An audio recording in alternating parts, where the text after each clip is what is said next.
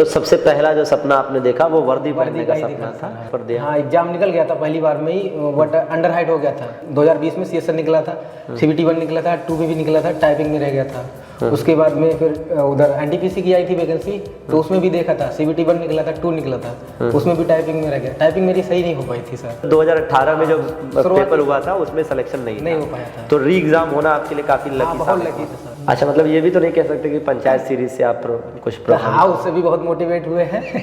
अच्छा लगता है सचिव जी कहलाना। घर वाले तो बहुत खुश होते हैं, पापा का तो सीना गर्व से चौड़ा हो गया सर। थोड़ा सा गांव में मैथोलॉजी चलती नहीं है कि हाथ दिखाओ तो बताते जॉब लगेगी नहीं लगी, तो दिखा देते, बोलते थे कि नहीं लगी। मैंने लगे क्यों नहीं, इतनी मेहनत कर रहे हैं तो लगेगी क्यों नहीं। तो मैंने कहा बदल के दिखाएंगे सर। मुझे लग रहा है मैंने करीब 25 तो एडमिट कार्ड रखे हैं संभाल के। अच्छा, 25-26 साल की उम्र है रोहित जी की, और इस 25-26 साल की छोटी सी उम्र में आप देखेंगे कि इन्होंने तकरीबन 8-9 एग्जाम ऐसे रहे जिसमें सफलता के एकदम करीब तक पहुंचकर टक्क से लौट आए। Yes sir. और फाइनली अभी बिहार में गवर्नमेंट टीचर है, VPO में सिलेक्शन ले लिया और आगे RO और PCS की तैयारी के लिए भी अपने आप को तैयार कर रखा है।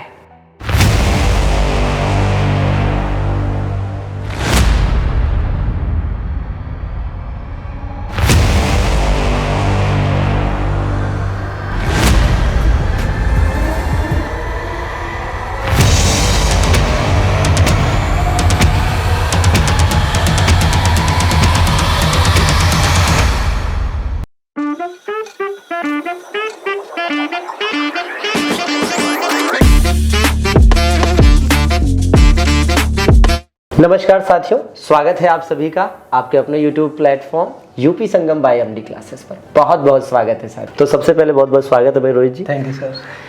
तो ये बताइएगा सबसे पहले कि थोड़ा सा अपने बारे में कि क्या कुछ चीज़ें रही और कैसे। वैसे मैं अपना सेल्फ इंट्रोडक्शन देता हूँ। मैं डिस्ट्रिक्ट पीलीभीत का रहने वाला हूँ, और सर मतलब बैकग्राउंड क्या, फैमिली का बैकग्राउंड में मिडिल क्लास से हूँ सर। और पढ़ाई के लिए घर वालों ने हमेशा इंकरेज किया है। मम्मी पापा का तो योगदान बहुत रहा है सर। पापा खेती किसानी करते हैं, बाकी पापा ने कभी पढ़ाई के लिए मना नहीं किया, हमेशा इंकरेज करते रहे। मैं भी मन लगा के पढ़ता रहा।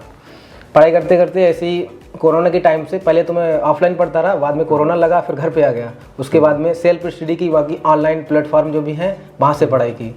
और ऐसे ही 2018 में यूपी पुलिस में दो एग्जाम निकाले थे। 18 में 2 बार आए थे, दोनों में निकला था, अंडर हाइट हो गया था सर, तो उसमें बाहर हो गया। उसके बाद में पढ़ाई करता रहा ऐसे। एकदम बिल्कुल बेसिक बात बताइए कि जैसे सबसे पहले आपने तैयारी कब से शुरू करी? सर स्टार्टिंग तो मैंने 18 लास्ट में की थी, अक्टूबर-नवंबर में। तो जब यूपी पुलिस का वैकेंसी आई थी उस टाइम पे तभी की थी। तो किसी ने कहा था आपसे कि तैयारी करनी चाहिए गवर्नमेंट जॉब की, या कैसे आपको लगा कि नहीं गवर्नमेंट जॉब की तैयारी करनी चाहिए? हमारे पड़ोस में भैया हैं, ठीक है, उनका BPO में 15 वाले में हुआ था। तो वही पहले प्राइवेट मतलब ऑफलाइन कोचिंग पढ़ाते थे, तो वही इंकरेज कर रहे थे कि यहाँ पढ़िए, जैसे हम जॉब कर रहे हैं ऐसे मिलेगी। तो हम भी थोड़ा मोटिवेट हुए उनसे। तो हमने कहा ठीक है पढ़ते हैं। उसी टाइम पे पुलिस की वैकेंसी आ गई थी, तो वही उसी की तैयारी करने लगे थे। हमारा भी सपना था कि हाँ वर्दी पहनेंगे। अच्छा, तो सबसे पहला जो सपना आपने देखा वो वर्दी पहनने का सपना था कि यूपी पुलिस में सिलेक्शन हो जाए। अच्छा, तो उसके बाद यूपी पुलिस का फिर आपने पेपर दिया? हाँ, एग्जाम निकल गया था पहली बार में ही, बट अंडर हाइट हो गया था। अच्छा, हाइट मेरी 167.2 थी, 0.7 से बाहर हो गया था सर। अच्छा, फिर आपको लगा कि मतलब फिजिकली आप इस तरह की चीज़ों, मैंने सोचा कि हाइट बढ़ जाएगी। फिर सेकंड टाइम जो दूसरी बार आया, फिर एग्जाम दिया, फिर निकल गया, तो फिर भी नहीं हुआ। फिर बाद में सोचा फोर्स से नहीं हो पाएगा। तो फाइनली जैसा कि आपने सुना कि 2 बार यूपी पुलिस का एग्जाम भी निकाला है इन्होंने, लेकिन फिजिकल ना हो पाने की वजह से फाइनल सिलेक्शन नहीं हुआ। अच्छा, तो इसके बाद फिर आपने SSC की तरफ मूव किया? फिर SSC की तरफ मूव किया। SSC भी 2020 में CSR निकला था, CBT 1 निकला था, 2 में भी निकला था, टाइपिंग में रह गया था। उसके बाद में फिर उधर NTPC की आई थी वैकेंसी, तो उसमें भी देखा था, CBT 1 निकला था, 2 निकला था, उसमें भी टाइपिंग में रह गया। टाइपिंग मेरी सही नहीं हो पाई थी सर। उसके बाद फिर आपने SSC से फिर दिल्ली पुलिस की तरफ? उससे पहले 2022 में आई थी SSC CGL की 30,000 वैकेंसी, उसमें भी मैंने पढ़ाई अच्छे से की थी, उसमें भी हो गया था, मतलब TRA 2 भी दिया था, उसमें भी टाइपिंग नहीं हो पाई थी। हाँ, इतना अनलकी था सर। तो बाद में दिल्ली पुलिस हेड कांस्टेबल आई, उसका भी एग्जाम निकला, फिजिकल भी निकला। उसके बाद में उसमें भी टाइपिंग थी, वो भी नहीं हो पाया था। हाँ, और इसके बाद फिर बिहार टीचिंग? फिर उसके बाद में लेखपाल, यूपी लेखपाल, अच्छा, उसकी भी पढ़ाई की करता रहा, उसमें भी 1 नंबर से फाइनल में रह गया था। अच्छा अच्छा। फिर वीडियो की वैकेंसी आ गई थी, उसका एग्जाम होना था, तो मैंने सोचा यही चांस है, इसी में पढ़ते हैं। फिर एमडी क्लासेस तो मैं पहले से जानता था 2019 से ही। हाँ, सत्यम सर पहले से ही पढ़ाते थे, तो मैं तुमसे पढ़ता था बाकी। फिर बाद में यूपी संगम के बारे में पता चला कि हाँ, इस पे यूपी का वीडियो का पढ़ाया जा रहा है, तो वो पढ़ता रहा। बीके सर का मैंने जीएस सब सर से ही पढ़ा है, बाकी विनय सर से पढ़ा, हिंदी पढ़ी थी, तो हिंदी मेरी बहुत अच्छी हुई थी। जीएस भी अच्छी हुई, जीएस 36 नंबर मेरे ठीक हुए थे जीएस में भी। बीके अच्छा, सर, तो ये एक लंबा सफ़र जो रहा आपका, जिसे लगातार आपने बताया, जैसा कि आपने भी सुना कि रोहित जी का जो सफ़र है वो उत्तर प्रदेश पुलिस के एग्ज़ाम से शुरू हुआ। जी सर। उत्तर प्रदेश पुलिस के एग्ज़ाम 2 बार आपने निकाले, इसके बाद फिर एसएससी का भी आपने निकाला, इसके बाद आपने दिल्ली पुलिस हेड कांस्टेबल के लिए भी निकाला। कई सारे एग्ज़ाम रहे जो इन्होंने निकाले, लेकिन अंतिम रूप से मतलब सिलेक्शन नहीं हो पाया। तो अभी अब as a Bihar teacher, Bihar में टीचिंग के रूप में काम कर रहे हैं, टीचर के रूप में। तो अभी वहाँ कब सिलेक्शन हुआ आपका? ये सर दिसंबर में हुआ था। 23 दिसंबर को रिजल्ट आया था। उसके बाद में बिहार में बहुत फास्ट काम होता है, तो जल्दी से तुरंत ही ज्वाइन करा लिया था। तो फास्ट काम होता है या उस टाइम पे लकीली जो है आपके टाइम पे फास्ट काम हो गया? कुछ भी ठीक है, लेकिन हाँ, फास्ट हुआ था सर। तो कितने समय से आप बिहार में एज अ टीचर? 7 महीने हो गए सर। 7 महीने हो गए। वहाँ का माहौल कैसा, वहाँ कैसा लग रहा है? अच्छा लग रहा है, वहाँ के मतलब सब बढ़िया है, बट ये है कि थोड़ा दूर है, तो इसलिए मैंने यूपी के चूज किया कि बीपीओ करेंगे, ग्राम पंचायत अधिकारी का। ये अपने घर पे भी रहेंगे, अपने स्टेट में रहेंगे, तो ये है, वरना वहाँ भी बहुत अच्छा। तो 2018 में ये वैकेंसी आई थी और 2018 में पेपर भी हुआ था। तो जब पेपर हुआ था और उसके बाद रिजल्ट आया था, तो तब क्या स्थिति थी? तब उस बार सिलेक्शन लिस्ट में नाम था? नहीं था सर, उस टाइम पे मैं स्टार्टिंग मतलब तैयारी जो स्टार्टिंग ही थी, तो उस टाइम पे इतना नहीं था, तो उसमें नहीं हो पाया था उस टाइम। मतलब 2018 में जो पेपर हुआ था उसमें सिलेक्शन नहीं हो पाया था, तो री एग्जाम होना आपके लिए काफी लकी बहुत लकी था सर। अच्छा, तो आपको लगता है कि उस टाइम पे बड़े लेवल पे धांधली हुई थी? नहीं सर, इस मतलब हुई भी थी, ऐसा नहीं हुई थी, अच्छे लेवल पे हुई थी, बाकी ज्यादा तो नॉलेज नहीं है मुझे। धांधली हुई थी, इसीलिए तो उसको कैंसिल किया गया और री एग्जाम कराया गया। तो ये तो बहुत अच्छी बात रही। जैसा कि आप सभी जानते हैं कि वीडियो जो रहा साथियों, उसमें वीडियो की पोस्ट तो थी ही थी, वीपीओ की भी पोस्ट थी। तो रोहित जी का जो सिलेक्शन है वो वीपीओ की पोस्ट के लिए हुआ है। मैंने पोस्ट प्रेफरेंस पे वीपीओ रखा था। वीपीओ पहले नंबर पर रखा था। अच्छा, पहले नंबर पर वीपीओ रखने का सर ये है ना, फील्ड वर्क मुझे थोड़ा सही लगा, क्योंकि ये फील्ड का होता है। और वीडियो था वो समाज कल्याण का था, तो वो ऑफिस का वर्क था, तो मैंने वीपीओ ही सिलेक्ट किया। अच्छा, मतलब ये भी तो नहीं कह सकते कि पंचायत सीरीज से आप कुछ हाँ, उससे भी बहुत मोटिवेट हुए हैं। अच्छा, कह सकते हैं मतलब। हाँ, क्योंकि उसमें सचिव जी थोड़ा अच्छा लगता है, सचिव जी कहलाना, तो इसलिए सचिव कहलाना अच्छा लगता है। अच्छा, तो जब आपका ये रिजल्ट आया है ना, अभी तो कुछ दिन पहले, कब आया था रिजल्ट? 12 को आया था, 12 सितंबर को। 12 सितंबर को। तो 12 सितंबर को जब आपका वीपीओ का फाइनल रिजल्ट आया है, तो आपको सबसे पहले किसने बताया या खुद ही चेक किया था आपने कि हाँ मेरा? सर मैं तो वहाँ जॉब करता हूँ, तो थोड़ा अपना बिजी था वहीं पे, तो मेरा छोटा भाई है, वो देखता रहता है, वो भी तैयारी कर रहा है। एमडी क्लास का मैंने बैच भी दिलवा दिया उसे, रेलवे की तैयारी कर रहा है, तो उसी ने देखा मेरा सबसे पहले। उसे मालूम था सब, रोल नंबर ये सब कुछ मालूम था, तो उसने सबसे पहले देखा, उसने कॉल की। तो मैं पहले से ही श्योर था कि मेरा हो जाएगा, क्योंकि मेरे मार्क्स अच्छे थे। हाँ, तो मैंने नहीं देखा, उसने ही देखा था सर। अच्छा, तो उसने सबसे पहले आप ही को बताया या घर वालों को बताया? पहले तो मम्मी को बताया। क्या बात है। मतलब ये वाला सौभाग्य नहीं मिला कि खुद ही बताया मम्मी पापा को कि ये सिलेक्शन हो गया? सर थोड़ा सा हम बिजी थे ना जॉब में, खाना वाना आप खुद बनाते हैं, तो उसी में। घर वालों का कैसा रिएक्शन था? घर वाले तो बहुत खुश होते हैं, पापा का तो सीना गर्व से चौड़ा हो गया सर, क्योंकि हमारे गाँव में पास में मतलब सब लोग, हम नहीं कहते लेकिन सब लोग कहते हैं कि हाँ ये लड़का ठीक है पढ़ने में, अब किसी से मतलब नहीं रखता है। तो अब मुझ पे गर्व करते हैं पापा। बाकी पापा ने जो मेहनत की, बहुत संघर्ष किए पापा ने, मतलब मैं बहुत लोअर क्लास से हूँ सर, ठीक है? नहीं, ऐसा नहीं कहते, वो सब हर कोई मिडिल क्लास है, कोई लोअर क्लास है। देखिए, क्लास किसका क्या है उससे फर्क नहीं पड़ता, आप क्या थे, किस तरह की चीजें थी, आपने कितनी मेहनत करी, वो एक बड़ा इम्पैक्ट करता है। और मेहनत जहाँ वो कहते हैं कि जहाँ चाह वहाँ रहा, तो वही चीजें हैं। अच्छा, तो घर वालों का रिएक्शन तो ऑल टुगेदर अच्छा ही रहता है, और बिल्कुल उससे बड़ी खुशी की बात क्या हो सकती है कि हमारा बच्चा, हमारा लड़का जो है सेलेक्ट हो गया, गांव में नाम होता है, सारी चीज़ें। तो कुछ ऐसे भी साथी रहे जिनका कुछ मतलब लगा कि ऊपर से ऐसे ही केवल कुछ हो रहा है? फ्रेंड्स लोग थे, बाकी मेरा एक फ्रेंड है जो इस टाइम पे फॉरेस्ट गार्ड में चयनित हुआ है, वो उसका साथ बहुत रहा। बाकी 2-3 फ्रेंड मेरे क्लोजली बहुत हैं, तो वो भी सब स्टडी से रिलेटेड पढ़ाई करते हैं, तो बाकी सबका सपोर्ट रहा। अच्छा, तो लाइफ में कभी ऐसा भी लगा कि चीज़ें नहीं हो पाई, जैसे बहुत सारे साथी हाँ, ऐसे कभी हैं? कभी हुआ। पहले थोड़ा सा गांव में मैथोलॉजी चलती नहीं है कि हाथ दिखाओ तो बताते हैं जॉब लगेगी नहीं लगेगी, तो दिखा देते, बोलते थे कि नहीं लगेगी। मैंने लगे क्यों नहीं, इतनी मेहनत कर रहे हैं तो लगेगी क्यों नहीं। वो लोग बोलते थे कि नहीं लग पाएगी इसकी, तो मैंने कहा बदल के दिखाएंगे। ये बात साथियों नोट करने वाली है कि जैसा कि रोहित जी ने कहा कि जब हाथ दिखाते थे, हाथों की लकीरें दिखाते थे, तो लोग कहते थे कि सिलेक्शन नहीं होगा, लेकिन इन्होंने कभी नहीं हार मानी। और मुझे लग रहा है कि कहीं ना कहीं इनको अंतरात्मा से एहसास था कि अगर ईश्वर ने लकीरें बनाई हैं तो इन लकीरों के आगे 5 उंगलियां भी दी हैं, और ये उंगलियां इसीलिए दी हैं कि इन उंगलियों से कर्म किए जाएं ताकि उसके हिसाब से ये लकीरें बदलें। और आपने अपनी किस्मत की लकीरें बदली, ये बहुत बड़ी बात है। कॉन्फिडेंस बहुत मैटर करता है, क्योंकि कहते हैं कि आज के समय में जिस तरह से कंपटीशन बहुत ज़्यादा है, एक लाइन में कहूँगा कि आज के युग में सफलता पाने के लिए चाहिए एक ऐसा जुनून जिसकी कोई हद ना हो, जो बेहद हो।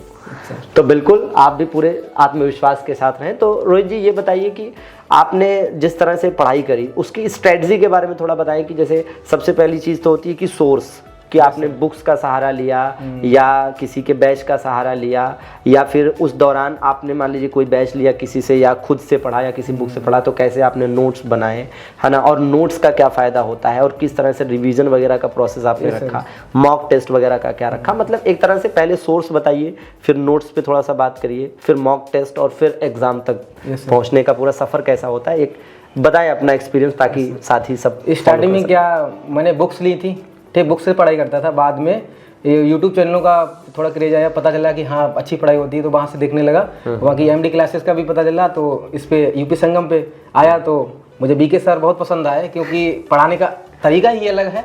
बाकी जो भी सर प्रैक्टिस सेट ही कराए थे आपने वीडियो एग्जाम वाले में, तो मैंने सारे प्रैक्टिस सेट किए थे। बाकी मैं कॉपी पे नोट करता था, जो भी आप नया पॉइंट बताते थे उसे नोट करता था। वो नोट करना, ये नोट करके क्या हुआ था एग्जाम टाइम पे उसे मैंने रिवीजन कर लिया था तुरंत, क्योंकि ज़्यादा नहीं हो पाता था। मेन पॉइंट नोट करता था, जो मालूम था वो नहीं करता था, जो नया कुछ लगता था वो नोट करता था, तो उससे मुझे बहुत प्रॉफिट हुआ सर। और बाकी अपना बुक्स से पढ़ता रहा, और रीजनिंग में तो अपने आप से प्रैक्टिस करता रहा सर। हाँ, और बाकी एमडी क्लासेस पे भी मॉक आते हैं, वो भी मैंने बहुत लगाए थे, सारे लगाए थे, छोड़े नहीं मैंने। बाकी मैंने बुक भी ली थी, एमडी क्लासेस की बुक आई थी एक, वो ली थी, और वैसे प्रैक्टिस करता रहा। मतलब कह सकते हैं कि आप तैयारी जिस तरह से आपने शुरू करी कि बुक से भी पढ़ा, और ऑनलाइन भी आपने पढ़ा, और जो भी बैचेस थोड़ा बहुत मिले वो भी बैच भी लिया आपने, उससे भी पढ़ा, और कुल मिलाकर ये रहा कि आपने नोट्स भी बनाया, उसका proper time to time revision भी किया। हाँ। अच्छा, मॉक टेस्ट का रोल आप कितना, रिवीजन और मॉक टेस्ट का रोल बताइए अपनी सफलता में। किसी भी एग्जाम को क्लियर करने के लिए मॉक टेस्ट का बहुत बड़ा रोल है सर, क्योंकि मैंने मॉक टेस्ट बहुत लगाए। मॉक टेस्ट से क्या होता है, आपकी स्ट्रेटजी बनती है, ठीक है, और थोड़ा आइडिया लगता है कि हाँ एनालिसिस होता है कि कहाँ कमियां हैं और क्या चीजें कर सकते हैं, सब सुधार होता है। और उससे भी नोट करता था मॉक टेस्ट में, अगर कुछ नया, क्योंकि एक्सप्लेनेशन होता है तो उसमें कुछ नया होता है, तो उसका भी नोट करके तो अपना रखता रहता था। बाद में एग्जाम टाइम पे उसे रिवीजन करके जाना। तो क्या लगता है कि जीके जीएस के मामले में किस स्ट्रेटजी के साथ साथियों को आगे बढ़ना चाहिए, किसी को भी आगे बढ़ना चाहिए? क्या उसमें नोट्स का रोल क्या है, और नोट्स बनाएं तो कैसे बनाएं? क्या उसमें फ्लो चार्ट्स का रोल क्या है, मैपिंग का क्या रोल है, ट्रिक्स का यूज़ करना चाहिए कि नहीं करना चाहिए? अगर जीएस पढ़ने के लिए सबसे ज़्यादा तो मैपिंग का यूज तो सबसे ज़्यादा वो बीके सर करते हैं। मैप से थोड़ा माइंड मेकअप हो जाता है। हाँ, क्योंकि अगर क्वेश्चन आप देखेंगे तो तुरंत माइंड में पहुंचेगा कि हाँ मैप में वहाँ पे पढ़ा था। और ट्रिक भी बहुत जरूरी है, क्योंकि ट्रिक हमें याद करती है, ज़्यादा समय तक याद करती है। बीके सर तो बताते ही रहते हैं कि ट्रिक हाँ, मतलब तो ट्रिक याद रहती है, तो ट्रिक और मैप से पढ़ना बहुत जरूरी होता है सर। तो साथियों आप देख सकते हैं कि 2018 में यूपी पुलिस में पहली बार सिलेक्शन होते होते रह गया था, और तब से लेकर लगातार हमें लगता है कि जिस हिसाब से आपने बताया 8-9 एग्जाम तो हो गए, जिसमें फाइनल सिलेक्शन होते होते रह गया। सर मुझे लग रहा है मैंने करीब 25 तो एडमिट कार्ड रखे हैं संभाल के। अच्छा 25 एडमिट कार्ड संभाल के रखे हैं, जिसमें से 8-9 एडमिट कार्ड ऐसे हैं जो शायद मतलब अंतिम होते, उनमें से कोई भी अंतिम हो सकता था। यूपी पैट में भी मेरे अच्छी परसेंटाइल थी। इस बार भी लोग कह रहे थे कि बहुत कठिन पेपर आया था, लेकिन फिर भी मेरी परसेंटेज 99.8 थी परसेंटाइल। जबरदस्त, 99.8 परसेंटाइल तो अपने आप में बहुत बड़ी बात है। और एक बड़ी चीज़ ये जानना चाहेंगे हम कि 2018 में पहली बार सिलेक्शन के करीब जाते जाते रह गए। Yes sir. और फिर फाइनली आपका बिहार टीचिंग में आई थिंक लास्ट ईयर हुआ है। Yes sir. लास्ट ईयर हुआ है या इसी साल के लास्ट ईयर स्टार्टिंग हुआ था, ज्वाइन मैंने फरवरी में किया था। जब फरवरी में ज्वाइन किया तो 2018 में पहली बार सिलेक्शन होते होते रह गया था और फरवरी 2024 में आपने ज्वाइन किया। तो ये एक लंबा सफर हो गया। 18, 19, 20, 3 साल उधर, फिर इधर 3 साल, मतलब 6-7 सालों का। तो इन 6-7 वर्षों के दौरान कभी ऐसा लगा हो कि पता नहीं लक कहाँ अटका पड़ा है, भाग्य कहाँ बिछड़ा पड़ा है, बहुत बार ऐसी क्या गलती कर रहा हूँ? कभी कभी तो ऐसा मन होता था कि पढ़ाई लिखाई छोड़ के कहीं चला जाऊं, जॉब वो कहीं कर लूं जाके। फिर एक मन करता था कि ठीक है कम सोर्स में ही काम चला लेंगे, क्या मालूम सक्सेस मिल हो ही जाए। तो वो कम सोर्स में ही हम काम पढ़ते रहे, मेहनत करते रहे, तो आखिरकार सफलता मिल गई सर। तो देखिए साथियों, वही चीज़ है कि रोहित जी ने हार नहीं मानी और रार ठाने रखे और एक दिन अपने आप को साबित करके दिखाया।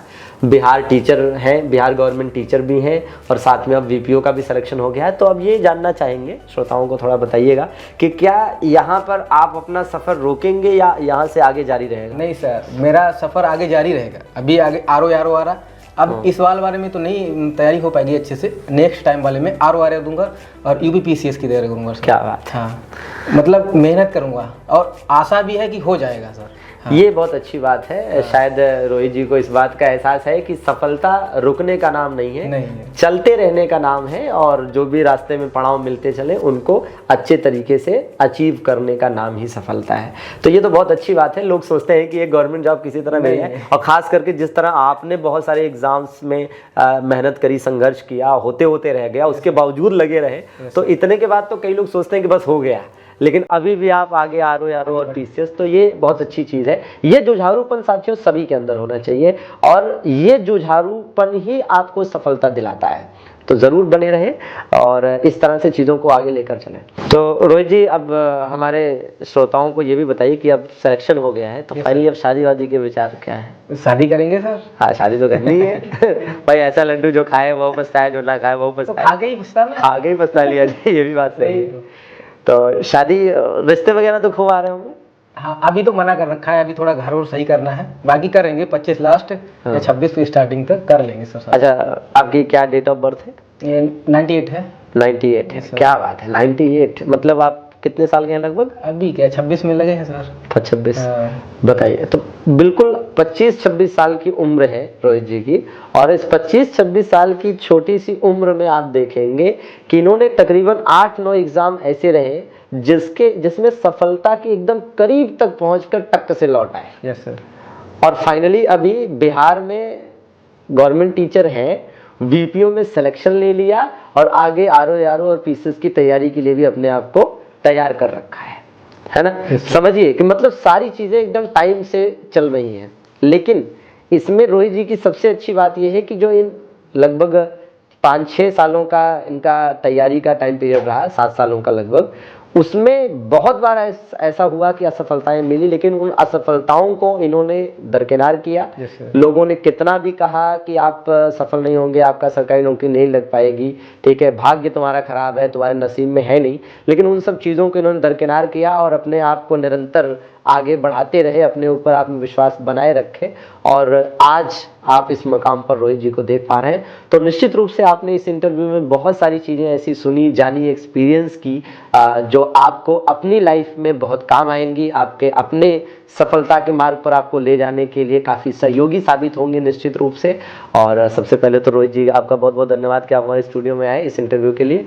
और साथियों, आप भी हमारे इस चैनल के साथ निश्चित रूप से नियमित रूप से बने रहिए। ऐसे और भी इंटरव्यू हम आपको इस चैनल के लिए लाते रहेंगे और आपको ऐसे ही बढ़िया बढ़िया अनुभव वाले साथियों के साथ रूबरू कराते रहेंगे। बहुत बहुत धन्यवाद। Thank you very much.